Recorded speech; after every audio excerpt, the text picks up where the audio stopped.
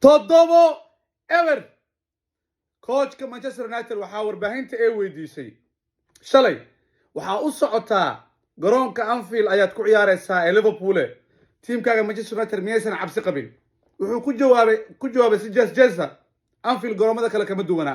waxa dheer tahayna ma lahan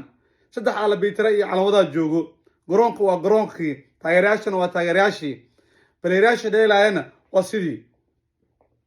Liverpool laakiin waxay ku jawaabtay iyo Anfield waxay ku jawaabeen toddoba ever inay canada u galiyaan Erik ten Hag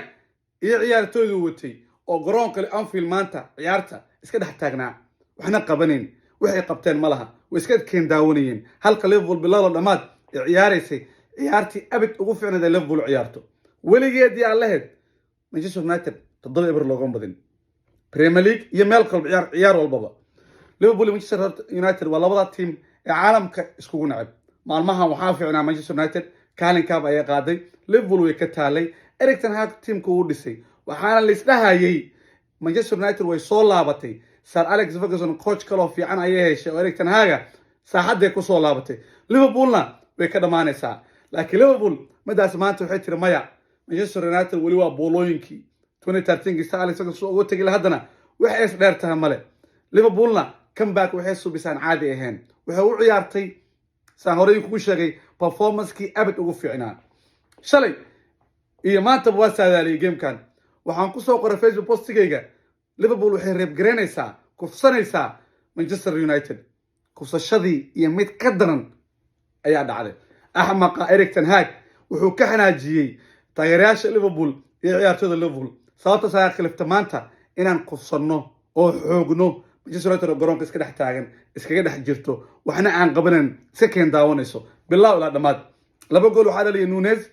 laba gool waxa dhaliyay Mo Salah oo scorekii Premier League Liverpool jabiyay laba gool waxa dhaliyay sidoo kale Gakpo hal goolna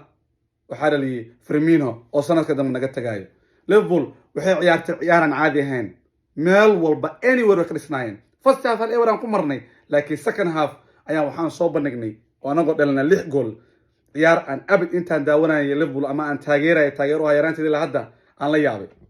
bilow ilaa dhamaadkii gunaanadkii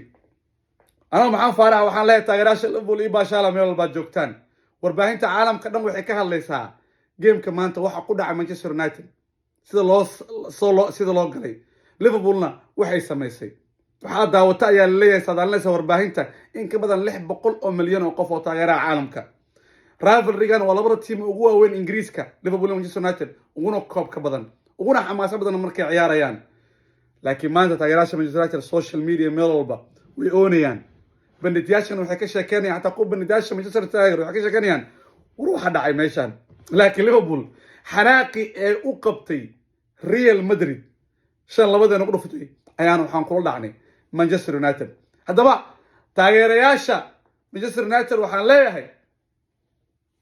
ساكي لقاء